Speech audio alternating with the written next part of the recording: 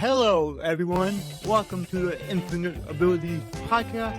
I am your host, Nick Yerhart, and we are here to encourage each other to find our own unique abilities. Let's go. All right, everyone. On today's episode, we have Matt.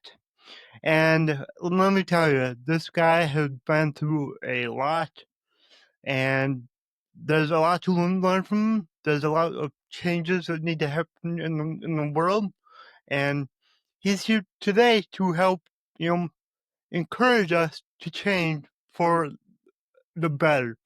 So, Matt, can you give the audience just a little background of where you came from and how you grew up? I was born in Tingsboro, Massachusetts, and lived in Massachusetts until 1988. My father got a job at Franklin County Home Health and moved the family up to Vermont, and I've been here ever since. Now, going through your childhood years, I don't know that you have autism. What was it like for you? I was constantly bullied, beaten up, made fun of, and I always felt like I was an outcast. I didn't fit in.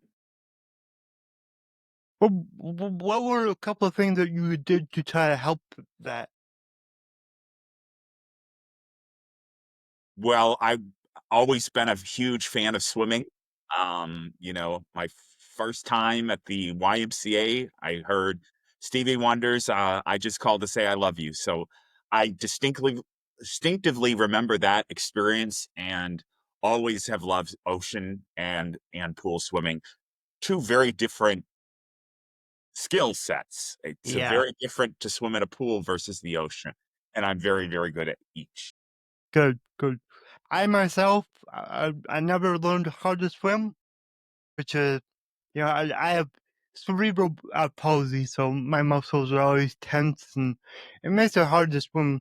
It, I do want to give it another go and try again, but it's ironic because I basically grew up at the lake every weekend. We were always tubing behind the boat, skiing. I didn't ski, but I go tubing and just hang out in the water.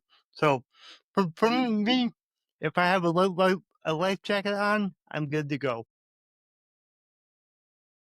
So let's go fast forward a ways. I know you have a book out. Do you want to talk about what your book is about? It's called Bullied Behind Bars, a gay Christian Trump supporter goes to prison. And it's just similar to Anne Frank when she was writing about the Nazis invading her community and killing her parents. I wanted to cathartically share my story with the world because I don't want anybody to have to go through what I went through. The ends never justifies the means. Breaking the law will always come back to bite you. Yep, yep. And I know for people with disabilities, I've heard stories and I've experienced a couple myself. When you do get stopped by the law, sometimes they don't understand your condition. Did that affect your scenario? Many, many times I was mistreated by law enforcement. Both times I went to prison, both in 2004 and then in 2016, I was mistreated by law enforcement many, many times. And police are the biggest gang in America. They will protect one another. You have to be very, very careful with them. Don't trust them. But we do need them uh, because of what's going on. The amount of violence today is unheard of and really unnecessary. It's okay to protest nonviolently, but it doesn't mean that you have to impede or hurt somebody else to get the message. Yep. Yep, I agree. And I know a lot of stories where law enforcement officers didn't do the right thing, and it really is unfortunate and it shouldn't happen. I'm fortunate enough to have grown up in a small town. So with that, the law officers here, they all got to know me really quick, and they understood my condition. So when I do get pulled over, I usually don't have a problem. But there has been a couple of times where, well, there's been a couple of times where I get pulled over and they think that I'm drunk because of how I talk, and that's not the case. So yeah, it's tough. So, what is the message that you want to get across with your book? When you or somebody you know uh, begins small, breaking the law at small decisions. That's how my story starts. Making bad decisions, starting small, speeding tickets, and it only escalated. So those small bad decisions will eventually, and not always, but a lot of the time, will compound and get worse if the problem is not nipped in the bud right away. Yep. Do you want to walk us through your story of what you went through? My story is about, you know, first going to prison in 2004 for working at a car dealership, not getting paid, taking matters into my own hands and trying to sell a car to try to get the commissions that I was due. That was not the right thing to do. And what happened was I ended up serving 18 months in state prison. There was a mental health court. Bob Wolford and Judge Jeffrey Crawford decided I didn't meet the requirements to get into the mental health court. And as a result, I had to go through the regular court and had a record. If I was able to go through the mental health court, I probably wouldn't have a record today. But because of these two individuals, I have a record today. And then when I got out, I couldn't find a job because the background checks have become so prolific and they're even worse today. And I decided to use a couple of people's information to get to pass the background check and then work. The government, that was about 2008, 2009. The government pursued me for 7 years and finally got an indictment after going to 5 grand juries in the state of Vermont and spending $500,000. And as a result, I ended up serving another 18 months. And that's where I write the story of my survival story, cataloging the 10 different facilities I went to in the 18 months, and then the halfway house that was just as bad. Wow. Do you want to tell us a little bit about that story? Well, I was raped in prison and by 3 members of the Aryan Brotherhood. I was targeted and used the grievance process to let the staff know what was going on, also notified the mental health staff, and nothing was done. When I got out, I wrote to the Bureau of Prisons to find out where the investigation was, and they pretty much dismissed my case, told me they didn't have any record of it. I have all the records.